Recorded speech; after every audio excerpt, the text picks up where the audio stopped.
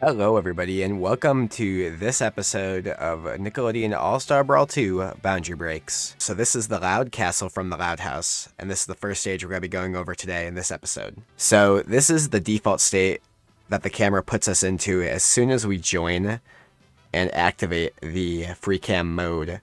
And it's actually quite interesting, because right away you can obviously notice some very key changes with the camera being very zoomed out compared to where it is, where I believe it's about here. And that's with the zoom out feature in Dojo that I start with, so it's actually probably more like here when the mode actually starts working. But right away, the background is gone, and similarly to other stages we've been on, the Freecam mod does actually just remove backgrounds and blocks it, because the way this works is there is actually their own atmospheric, or like bubble, if you will, that the Unity Freecam mod puts each stage into. But if we zoom out a little bit, the stage isn't too large, but does actually have a background, as we can see, with this like aquatic background that is kind of visible when we move and change the camera's perspective, as well as you have these mountain and foliage backgrounds. But zoom in. The time as of recording this video is definitely not moving as quickly as the hour and minute hand are on this clock, which I find interesting. It seems like in the Loud House universe, time does move fairly quickly. But moving on to the side, the castle does seem to be almost fully modeled, but interestingly, when you go in, there is no background to these stages, which I think is pretty useful. And there we go, we see the ghost. I forget her name, it's like Luann Loud or something like that. And she actually despawned for a second there as we follow her. And she despawns again when she enters. And I wonder where she goes from here. I've never really paid attention to her flight path. She pops out after respawning and does go in and fades through. But as soon as she goes through that, she despawns. So that was pretty interesting.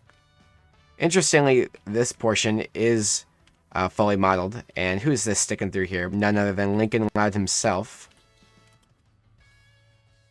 But Lincoln here, just chilling in the floor. Just taking a good, relaxing nap, being covered in concrete. Because who else would agree that being in concrete when you sleep helps the best naps to occur? You know what I mean? And both of these pillars here are actually fully modeled with in the inside. They have this wood here and connect directly to the castle. But when we go in here, Lincoln occasionally will pop his head out of each of the windows.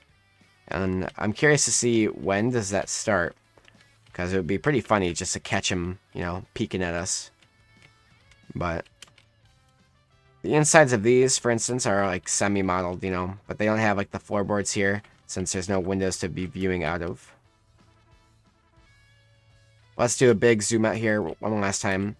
And this is pretty much the stage from overhead with the amount of things it has. It's not too much compared to some of the other stages we've had. But it is quite pretty. I actually really like this stage and its looks. But not too much secret background stuff going on here. Going all the way back here, these are actually similarly to all of the other stages we have. A smart way to create a 3D space without having to create one is this creates a lot of depth with these like texture images. You place some in front, some much farther behind, and if we come all the way back here, from certain perspectives it definitely does look almost three-dimensional, especially when we turn off this Freecam mod. It is hard to stop thinking about, though, once you've noticed it, right? Alright, the next stage we're moving on to is the Cemetary stage from the Loud House. And this one, Royalwood Cemetery, was a stage that was used competitively a lot in NESB 1, and it was a competitive stage early on in NESB 2. But due to it being hard to see on, it was actually removed in favor of Pariah's Keep. And what do I mean by hard to see on? So this foliage here, it actually is extremely hard to see small items or certain characters with darker clothing or low hitboxes. So because of these leaves. And so things like Granny's tacks, her bowling balls, and other items in the game are actually really hard to see, especially with like the fog and stuff as well that appears. So it's just one of those things where the stage honestly is easy to view most things on, but certain things, maybe on certain monitors and certain platforms as well, are kind of difficult to deal with, and that was why the switch to prize keep for competitive variants of the flat stage were used for tournament play. However, I still think the music and the atmosphere of the stage make it something that I hope we can circle back to, because casually and just in general, this stage is awesome. But moving on, this stage is very interesting because it's one of the few in the game that actually has a background still behind it. And I think it's because of the way it's done, which we're going to talk about and get into right now. Because let's check this out. So this whole thing is actually a modeled like cliff, if you will. And when we go behind it, it isn't modeled on the backside, but it is interesting seeing all of the work done to make this just look the way it does. Like all of these lighting and fog effects are really interesting. And here is just a close-up of this coffin with a shovel. No body inside though, thankfully. And inside of these coffins is, I don't think it's not hollow, I don't think. Yeah, there's not really anything in there. And there's no bodies underground, so luckily we're not going to find zombies. But it is really interesting to just see the stage up close and kind of see it from their perspective as well. And over here, we actually have a bat kind of making his way around town, which is actually pretty awesome. So, look at this. We got ourselves a little buddy for the thumbnail. So, say hello, buddy. You're on YouTube. Moving back here, we actually get to go across the fence here into the cemetery itself. Rest in peace, Bozo, whoever you are. And the lighting is actually really interesting because we can even see it from all the way down here if you look that way. And let's see, anybody in here? Nothing in there. Another rest in peace, Bozo. Anyone hiding in the bush like Fortnite? No, nobody hiding in the bush like Fortnite. But it's so interesting, this stage. The amount of work done, like I wouldn't have expected this all to be modeled just because of what we've seen on every other stage. Like, look at how much detail there is here. The stage is so beautiful. It makes me curious if it was actually the same way it was done in NASB 1 as well. So if you're interested in seeing NASB 1 stages kind of done with the Freecam mod, because I do have a working version that works for NASB 1, let me know in the comments if that's something that you're interested in. Although, once we get far enough back onto Cemetary, this is where the detailed 2D parts start happening, which I think is really interesting. I really love the use of this. It looks really good from far back, and it's just so crazy to me that this is all modeled. Going all the way back, this is also part of the 2D space. This is a 2D space. This is a 2D space. And we have the moon. And the moon is actually separate as well, just giving that slight amount of depth. And it's so bright, man. That's a really bright object. So I'm not going to look at it too long. But this is a really cool stage. Let's see, is this another bat down here? It is. Look at him go. I'm surprised that we don't actually see them moving too much, but I wonder if they just stay like out of bounds here and then load in. Well, look, here's a couple more. I don't even remember seeing these initially. That's pretty cool. And this is Mericale City Volcano. And this stage actually does transition through, so we're going to try and get into this as quickly as we can. So, interestingly, as soon as we turn on Freecam, this is what it looks like. And again, being surprised, this is another stage where the background stays in and nothing is removed. So I'm really excited to watch. Let's do this. Let's just zoom up real quick. And let's see how long it takes for the lava to start flowing. This is really interesting. And so then, of course, the two characters actually do get bonked up onto these platforms. And then the stage rises a little bit, and then the lava goes back down. And let's see how far this goes out. So it's a very large stage here with this like folded background, which I really find super interesting how long it is. I would have figured it would have been cut off a lot lower, just because you don't even see this type of stuff. So I just find it very interesting. Here we go. Here's the lava again.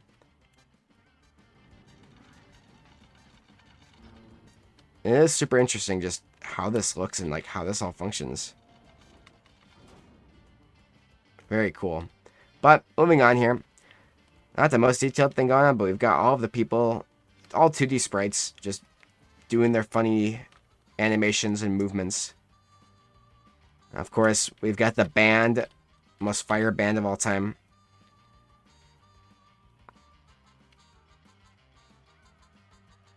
Pretty awesome. Man, the music on this stage is also really good. I think that the stage overall is pretty sick. And it's cool how many variants it has with its flat and its dual plat layout like this.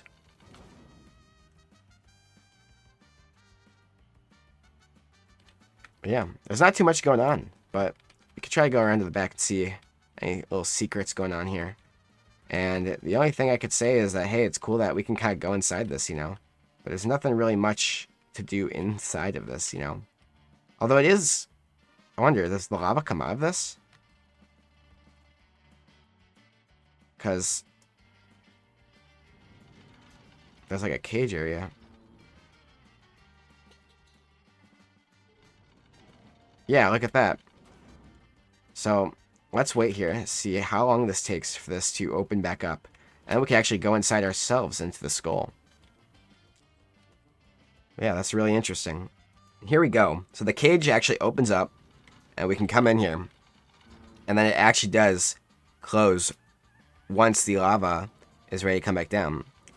So that's really interesting. I'm really glad that I got to capture that. See, once it starts pouring back out again, we can be the lava. So here we go. We're the lava now. So pretty much this is the POV of lava.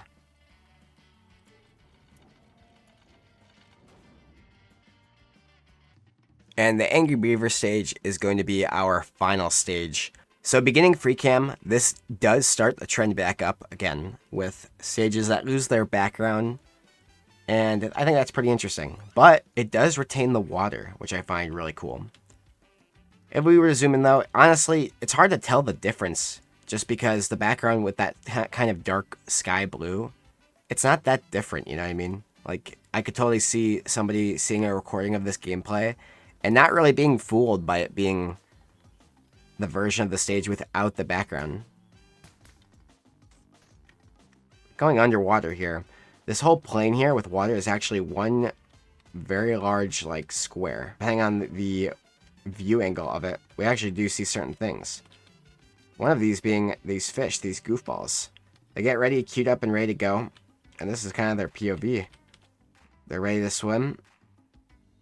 And once the water comes back up, because right now they're out of view, like you wouldn't be able to normally see this.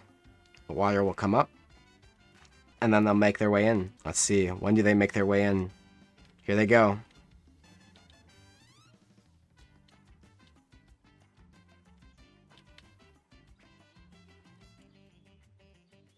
Boom, boom. Pretty awesome, honestly. And this is kind of the POV you see. Honestly, very beautiful with these falling trees and leaves. Let's take a look back here, see what this guy's doing. So we're at the Beaver household with, I don't know this character's name, so feel free to tell me in the comment section. But look at him go. Look at him jump. And his animations and model are actually really pretty, but what does he do here? What is his decision here? He's like, uh-oh. How the heck do I get across? He's touching the water, seeing what he thinks. Man, he's thinking. He's like, I don't know. I guess I'll wait. Oh, God. He just got eaten. Oh, my gosh. This guy's a monster. The murderous fish, dude. Oh, my God. What did I just witness? That was a literal murder. What the heck? So where does this guy go now? Is he's dead forever? Did we see that? He's just dead forever now? That shocked me to my core, honestly. I'm like so gobstopped. Oh, there he goes. He respawned. So now he's ready to eat him again. And then this guy off screen comes back in, reloads, and he's just stuck in an infinite loop.